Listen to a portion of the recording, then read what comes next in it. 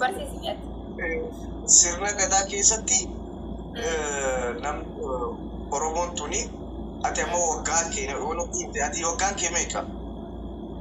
Ana kuteera gara 35 iyyuu ta'eera. Laa dhugaa naa himi latti. Amma umurii kiyya siimuu baaduu finne kuni kan dhuunfaa kiyyaa marga kiyyaati. Fakkeenyaan haasa'e. No, asirratti Oromoon akkasii wal yaamti.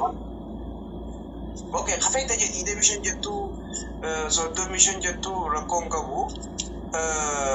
Namni waggaan isaa 32 hanga 40 akka Oromootti raabaadorii jedhama. Raabaadorii keessa namni jiru raabaadorii jedhama. Namni waggaa 32 irraa durarraa isii eegala.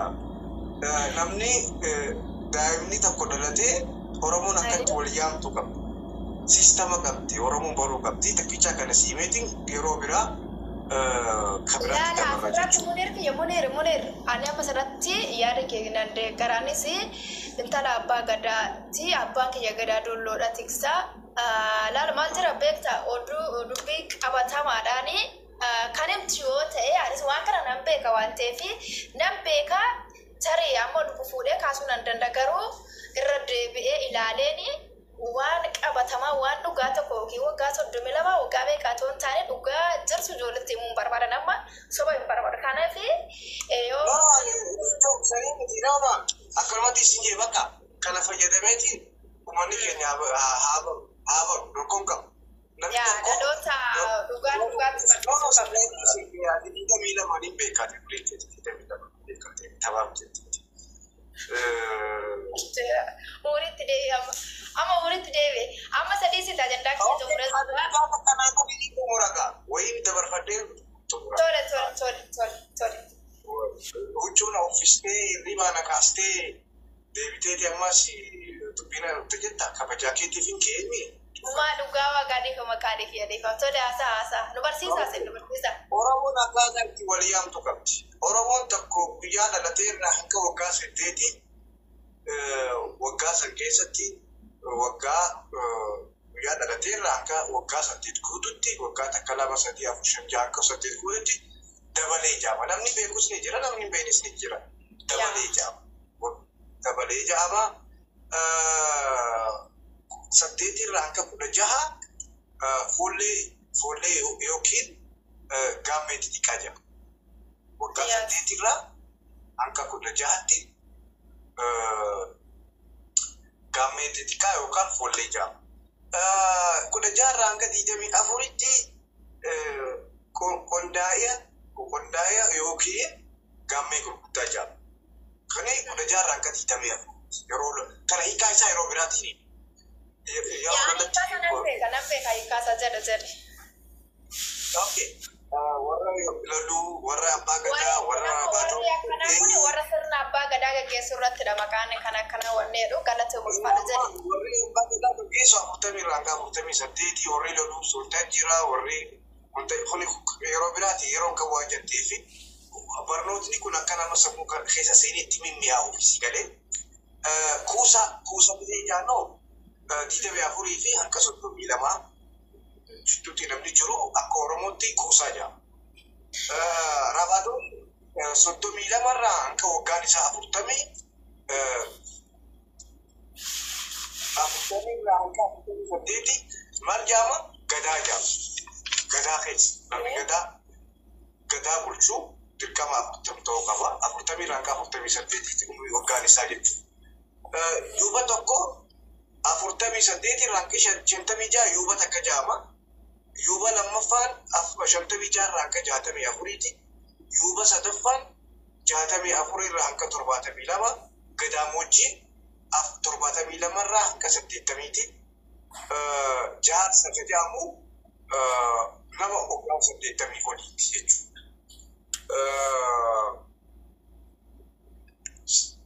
Sagalee yaa'ii itti deebinaa abbaa bokkuu, itti aanaa abbaa bokkuu. Abbaa caffee, abbaa dubbii kanneen itti deebina akkana barsiisuu nama keenya walitti deebina bakka. Yaa galatoomaa. Ati maal keessa tawaan umriin keessa miila mataa miidhagaa umriin keessa waggaan keessa miila mamaa jecha dhaabu sibiilaadha. Durbi gadaa qabu. Maal jette? Durbi gadaa qabu. Warra umrii isaanii durbaan jettu. Atamma ani maal naa jire beekta sanyii koo soddomi shanis jire maaliif durbi waan gadaa qabne fakkeenya natti fudhachuu dhiisuudhaan qabaayu maali ani amma fakkeenyaaf jechuu danda'a. Munirri fakkeenya natti fudhachuu dhiiste gaarii ture ofitti fudhachuu qabda. Fakkeenya fudhachuu fudhachuu jiraama. Respect si godheeti malee itti fudhachaa jira. By the way gadaa dura Oromoon gadaa dura wantaan buluu turte. Nugusuma dhaabulu. Munir gaaffii qaba. Dhaabuli xumura. Gaafa san sababa dubartiitti gadaan kun dhufe. Gadaanuma wanni dhufe dubartii tanaa yaa'ii qaba. Maayyii irratti akkuma nooyyee jechuun namni beekni jiru. Akkuma nooyyee irratti gadaan kan dhaabbate. Isii bulchu Oromiyaa guutuu kan bulchaa turte isirratti yaa'ii dhugaasee. Akkuma nooyyee dhaggala. Akkuma nooyyee durate namni dura Oromiyaa bulchee nugusummaadhaan hoyyoo jaaniini tamaayyii akkuma nooyyeeti. Kana seenaa iddoo qaba. Shamarran hanga Afrikaa kana bulchaa turanii. Shamarran ciccimaa qabaachuu turre garuu akkuma nooyyee isin galaafattee amma booda nuti sirna nugusummaatiin hin bulu jennee gadaan kun tumame. Seenaan kunis bal'aadha. Akkuma nooyyee booda gadaan kan dhufe jechuu kiyya. Galatoomii umrii kiyya. Haasa'uu malee akkuma nooyyee kana waa gootu iyyuu malee sirni abbaa gadaa immoo dubartiidhaa fi mirga kennee durseetu. Dubartiidhaa mirga kennee haadha siinqummaallee hin kenna jechuudha. Amma fakkeenyaaf iddoo tokkotti amma dubartiin sirna abbaa gadaa keessatti mirga olaanaadha qabdi. Beektaa amma dhiirri tokko dubartii fuudhaa fakkeenya namoonni tokko amma yoo dubartii isaa dhaannate rakkoon qabu warra jedhan faasu jira. Beektaa amma qaaniidhaa ishiin kaatee rukuttu aadaa keenya miti jedhu. Seeruma abbaa gadaa keessatti iyyuu dubartii kee dhaane kan jiru. Maaliif seerri abbaa gadaa dubartiidhaaf mirga kenneef dursarratti iyyuu mirga ishiidhaaf kenne dubartiidhaaf kenne si jechuu barbaadeetan sirratti akkuma nooyyee nummiin enkuma duwane maaliif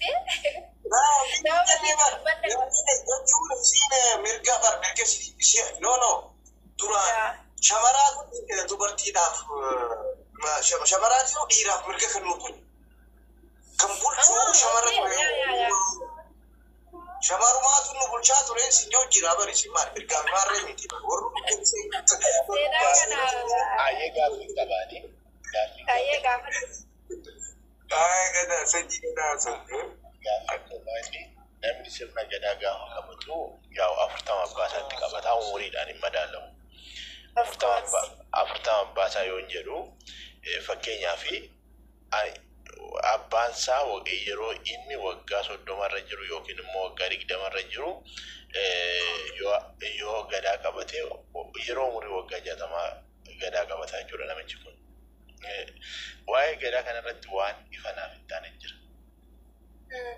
Waan ifanaan taane maanni abbaa gadaa jechuun nama umuriinsaa gahee bulchuu danda'u ta'uu danda'udha qabaadha.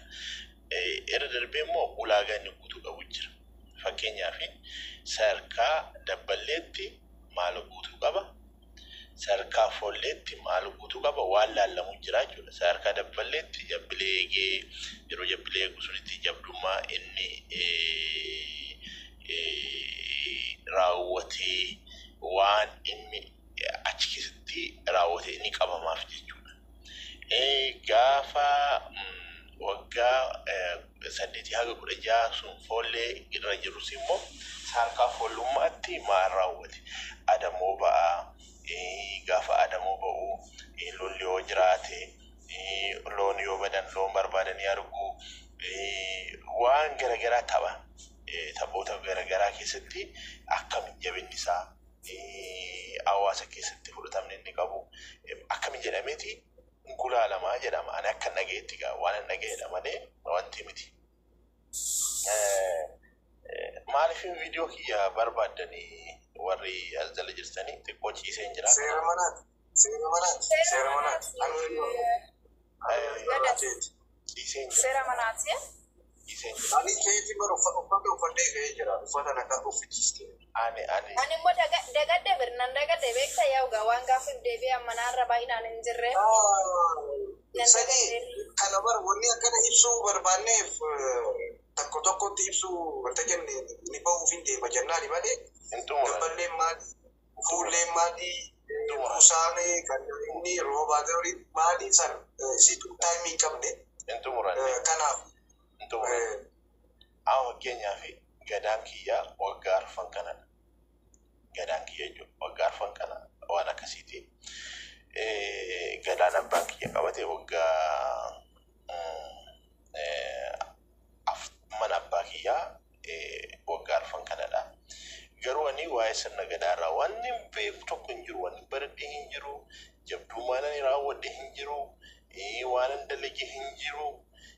Akkamittiin hin qabadhaa akka jedhu amma yaadurratti ta'aa jira jechuudha. Garuu gadaa qabachuun dirqama kooti. Gadaa abbaa kiyyaa dirqama hin qabadhaa. Yaa gadaa abbaa kiyyaa hin gadaa abbaa kiyyaa. Ta'uu baannaan sirraana ta'a kan salphanne.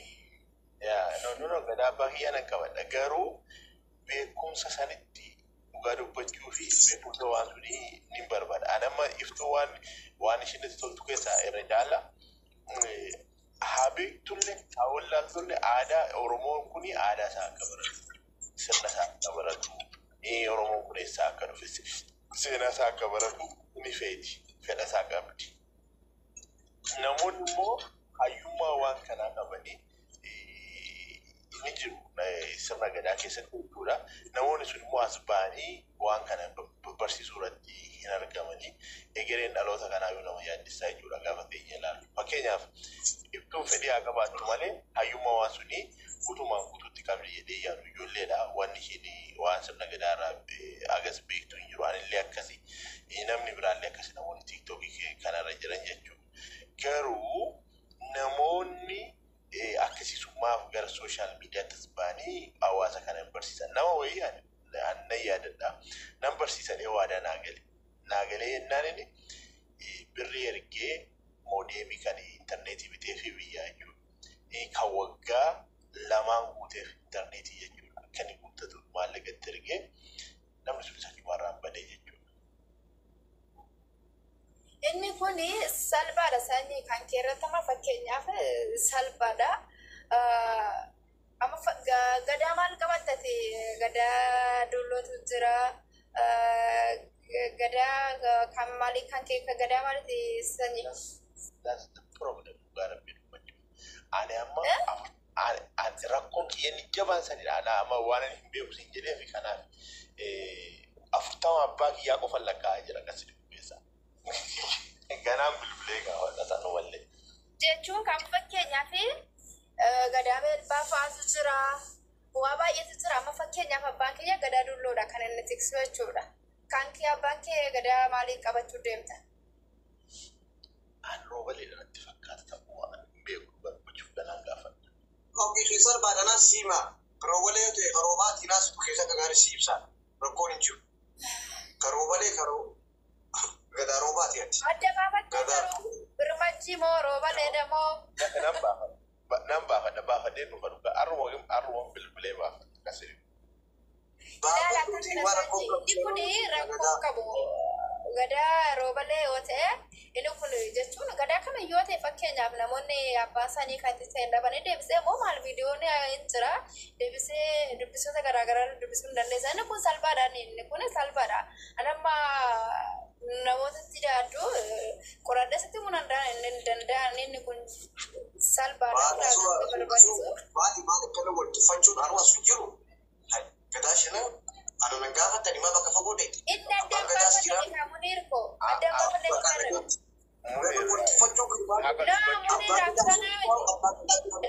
muniir kiyya bijaan akka jire gadaa michillee firoo balee ta'uu isaa addaan baafannee dha akkamitti hin taradamma.